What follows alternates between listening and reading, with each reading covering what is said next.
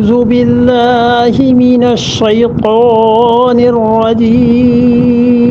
بسم الله الرحمن الرحیم۔ پھر ارشاد فرمایا ان الذین، بلا شبہ وہ لوگ، حقت علیہم، جن پر ٹھیک پوری ہوئی ہے کلمت ربک، تیرے پروردگار کی بات، تیرے اللہ کا جملہ، تیرے اللہ کا فیصلہ۔ کلمات سے کیا مراد ہے؟ یعنی اللہ تعالی کے ہاں ایک تو چیز ہے جو وحی کے ذریعے نازل کر دی جاتی ہے، اور ایک اللہ کے وہ فیصلے ہیں جو اس نے اپنے علم کی بنا پر لکھ لیے ہیں، وہ پورے ہو کر رہتے ہیں۔ اللہ تعالی کو علم ہے کہ اب 2030 میں کس نے مرنا ہے، 2050 میں کون مرے گا، اور اللہ کو علم ہے کہ اس نے کس چیز پہ مرنا ہے، تو اللہ نے لکھ دیا کہ یہ آدمی 2030 میں مر جائے گا۔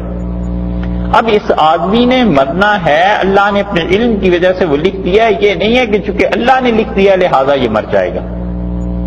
دونوں باتوں میں فرق ہے کہ اللہ تعالی نے تو لوگوں کے اعمال کو چونکہ اسے پہلے سے علم ہے، اس لیے لکھا ہے کہ یہ لوگ ایسے ایسے کریں گے۔ خدا کو تو کیا مان لے کہ اس کا علم ہے محیط، اور یا الیاذ باللہ مان لے کہ خدا جاہل ہے، تو جاہل تو خدا ہو نہیں سکتا۔ خدا علم والا ہے، اور جو کائنات کا آخری دن ہے اسے آج بھی ایسے ہی پتہ ہے اس دن کا، جیسے شروع میں پتہ تھا، جیسے آج سے ہزاروں سال بعد پتہ ہو۔ اس لیے اللہ تعالی نے یہ جو فرمایا ہے نا کہ ان الذین حقت علیہم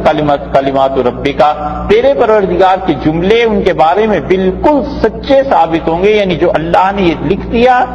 کہ یہ لوگ ایمان نہیں لائیں گے مکہ میں، ہم فلاں سن میں اپنے نبی صلی اللہ علیہ وسلم کو بھیجیں گے،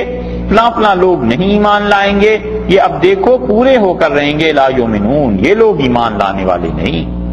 کبھی نہیں مانیں گے آپ۔